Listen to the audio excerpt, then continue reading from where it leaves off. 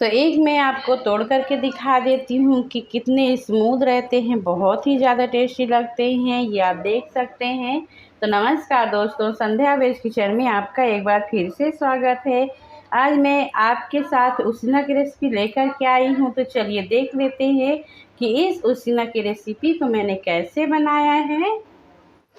एक बर्तन लेंगे और उसमें हमें डाल देना है चने की दाल। तो ये हमने 1 कप चने की दाल ली है और ये 2 कप, ये 3 और ये 4। तो 4 में थोड़ी सी ये कम है, यानी कि 3 कप और 1 कप थोड़ा सा कम है इसमें। और अब इसे एक पानी से धो करके और इसे फुला देना है। तो इसे हमने एक पानी से धो लिया है और इतना पानी डाल करके इसे फूलने के लिए रख देंगे। और अब हमने ले ली है 1 कप मूंग दाल, ये छिलके वाली मूंग दाल है। तो इसे भी एक बर्तन में डाल करके और इसे भी फूलने के लिए रख देंगे। तो इसे भी हमें रख देना है फूलने के लिए। और अब हमें लेना है मसूर की दाल। तो अगर आप 4 कप चने की दाल ले रहे हैं तो 1 कप आपको मूंग की दाल लेना है और आधा कप मसूर की दाल लेना है। तो इसे भी हमें फूलने के लिए रख देना है 5-6 घंटे के लिए। अगर आपको ये नाश्ता सुबह बनाना है तो आप रात में फुला दीजिए सारी दालों को, और अगर शाम को बनाना है तो आप इन सारी दालों को सुबह फुला दीजिए। कम से कम 5-6 घंटे फूलने का इन्हें टाइम चाहिए। तो ये हमने मसूर दाल को भी फूलने के लिए रख दिया है। तो सारी दालों को हमें फूलने के लिए रख देना है। तो ये लीजिए फ्रेंड्स, सारी दालों को हमने धो करके और तैयार कर लिया है और इसको भी धो लिया है। तो चलिए इन सबको हम पीस लेते हैं। तो सबसे पहले हमें मिक्सी का जार लेना है और उसमें डाल देना है इस दाल को। तो जहाँ तक हो सके तो आप बिना पानी डाले ही पीसें, या फिर थोड़ा सा पानी डाल सकते हैं, ज़्यादा पानी नहीं डालिएगा। और सारी दालों को आपको अलग अलग करके ही पीसना है। तो सारी दाल को हमने पीस करके इस तरीके से तैयार कर लिया है। तो अब आप ये सोचेंगे कि जब सारी दाल को इकट्ठा करना था तो अलग अलग क्यों पीसा। तो अलग अलग पीसने का रीज़न ये है कि अगर आप इकट्ठी डाल करके दाल पीसेंगे ना तो कोई दाल पीस जाएगी और कोई दाल नहीं पीसती है। जैसे कि ये वाली होती है ना मसूर की दाल, जो तो चपटी चपटी सी होती है तो वो चिपक जाती है। और चने की दाल हल्की मोटी होती है तो वो जल्दी से पिस जाती है। तो इसलिए आपको अलग अलग ही पीसना है सारी दाल को।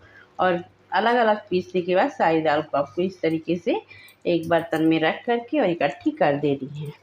तो चलिए इसे रख देते हैं साइड में और चलते हैं आगे की प्रोसेस में। तो गैस पे हमने तवा रख दिया है गरम होने के लिए और अब इसमें हमें डाल देना है 1 कटोरी साबुत धनिया। तो इसे हमें अच्छी तरीके से भून लेना है। तो ये लीजिए फ्रेंड्स, धनिया हमारी अच्छी तरीके से भुन गई है। तो यहाँ पे गैस को बंद कर देना है और तवा अभी भी गर्म है तो इसे हम थोड़ा सा इस तरीके से चला लेंगे। जैसे ही धनिया अच्छी तरीके से भुन जाएगी इस तरीके से, तब हमें इसे निकाल लेना है। और बहुत ही बढ़िया सी खुशबू आने लग जाती है धनिया जब आप भूनते हैं, तो बहुत ही बढ़िया खुशबू आ रही है। तो इसे हमने इस तरीके से निकाल लिया है। तो गैस को फिर से हमने ऑन कर दिया है और वही वाला तवा रख दिया है और इसमें हमें डाल देना है आधी कटोरी जीरा। तो जीरा में ये कचरा नहीं है, ये दालचीनी के टुकड़े हैं, क्योंकि जो पैकेट में गरम मसाला आता है उसी के साथ में ये जीरा भी आया था। तो मैं इसी को इस तरीके से भून रही हूँ। गैस को धीरे कर देंगे और धीमी आंच पे इसे हमें अच्छी तरीके से भून लेना है। जीरा भी हमारा भुन गया, बहुत ही जल्दी भुन जाता है। तो गैस को बंद कर देते हैं और इसे भी निकाल लेते हैं एक बर्तन में ठंडा होने के लिए। तो फिर से हमने गैस जला दिया है, वही वाला तवा रख दिया है और अब इसमें हमें भून लेना है ये 4 बड़ी इलायची, थोड़ा सा तेज पत्ता और थोड़ा सा दालचीनी का टुकड़ा। ये सारी सामग्रियों को अच्छे से भून लेना है। तो सारी सामग्री भून गई है, क्योंकि हमें इससे ज़्यादा इसको नहीं भूनना है। और अब यहाँ पे गैस को बंद कर देना है और थोड़ी देर इसको यहीं पे छोड़ देना है तवे में ही। और अब इसमें हमें डाल देना है 4-5 मिर्ची। तो अगर चाहें आप तो हरी मिर्ची का भी यूज कर सकते हैं, लेकिन हम लोग अधिकांश लाल मिर्ची का ही यूज करते हैं। हमारे यहाँ ये बहुत ज़्यादा बनाया जाता है, तो हमारे यहाँ लाल मिर्ची का ही यूज होता है शुरू से, तो मैं इसीलिए लाल मिर्ची ही डालती हूँ। तो इसे बस थोड़ा सा गरम कर लेना है लाल मिर्ची को, ताकि अच्छे से मसाले के साथ में पीस जाए। तीखा आप अपने हिसाब से कर सकते हैं, कम ज़्यादा, जितना आपको पसंद है आप उसके हिसाब से तीखा कर सकते हैं। बस तो हमें इसको इतना ही गरम करना था बस, और इसके हमने निकाल लेना है इस तरीके से। और अब यहाँ पे हम डाल देंगे थोड़ी सी हींग। तो हींग को भी तवे में थोड़ा सा इस तरीके से भून लेना है। गैस को बंद कर देंगे, क्योंकि तवा अभी भी गर्म है और हींग हमारी अच्छी तरीके से भून जाएगी। एक मिक्सी का जार लेंगे और इसमें हमें मसाले को डाल करके पीस लेना है। तो मसाला हमारा अच्छी तरीके से ठंडा हो गया है, तो चलिए हम इसे पीस लेते हैं। तो मसाला हमारा पीस गया है, तो इस तरीके से एक छन्नी ले लेंगे और इसे हमें छान लेना है, ताकि जो भी मोटे मोटे पीसेस हैं वो निकल जाएं। तो ये जो मोटा मोटा पीस निकल गया है, तो इसे हमें फेंकना नहीं है, हम इसे सब्ज़ी में यूज कर सकते हैं, या फिर जो अपन धनिया पाउडर डालते हैं सब्ज़ी में उसमें डाल देंगे उस डब्बे में। और अब इसमें हम डाल देंगे अपना सारा मसाला, और अब यहाँ पे डाल देंगे थोड़ा सा हल्दी पाउडर। नमक स्वाद के अनुसार डालेंगे, तो अभी मैं 1 चम्मच नमक डाल रही हूँ, और अगर कम पड़ेगा तो फिर नमक और डाल सकते हैं।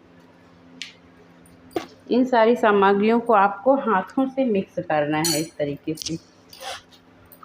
और अब आपको इस तरीके से एक थाली ले लेनी है, और ये जो हमने मिश्रण बना कर के रखा है, तो इसे हमें इसमें फैला देना है। तेल वगैरह कुछ भी नहीं लगाना है, बिना तेल का बनता है, बहुत ही टेस्टी बनता है और बहुत जल्दी बन जाता है और बहुत ही अच्छा लगता है। हमारे यहाँ ना ये बहुत ज़्यादा बनाया जाता है, कोई मेहमान आते हैं तब बनाते हैं, या फिर मतलब शौक़ के लिए भी, जैसे मन होता है ना खाने का कि हमने बहुत दिनों से बनाया नहीं है तो बनाते हैं।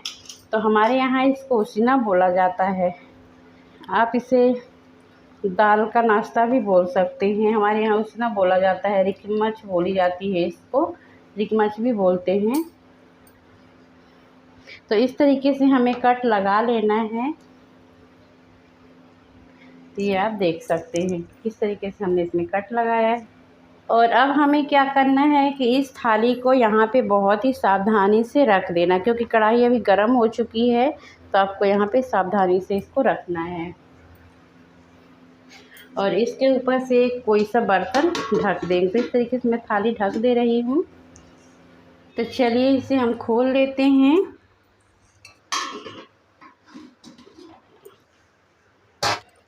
और अब आपको एक टूथपिक लेनी है और इसमें इस तरीके से डाल देना है।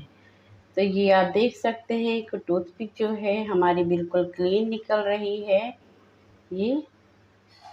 तो इसका मतलब ये है कि ये हमारा नाश्ता पक कर के तैयार हो गया है। तो अब इसे हम निकाल लेते हैं ठंडा होने के लिए। गैस को बंद कर देते हैं। जब ये ठंडा हो जाएगा तब हम इसके पीसेस कट करेंगे। तो ये लीजिए फ्रेंड्स, एक थाली में इतने सारे हमारे ये नाश्ते बन कर के, इतने सारे रिकमच बन कर के निकले हैं। तो अगर आपको तल कर के खाना है तो आप तल कर के खा सकते हैं, या फिर इसी तरीके से खा सकते हैं। तो चलिए हम इसके लिए चटनी बना लेते हैं। तो ये लीजिए फ्रेंड्स, हमने इसे इस तरीके से निकाल करके और सर्व कर लिया है। तो एक थाली में इतने सारे हमारे रिकमच बन कर के तैयार हो गए हैं। उम्मीद करती हूँ आज का वीडियो आपको पसंद आया होगा, और अगर पसंद आया है तो लाइक कर दीजिए। चैनल में पहली बार आएँ तो सब्सक्राइब कर दीजिए। बेल आइकन पे क्लिक करके ऑल पे सेलेक्ट कर दीजिए, ताकि जो भी नए नए रेसिपी के वीडियो लेकर के आती हूँ आपको सबसे पहले मिले।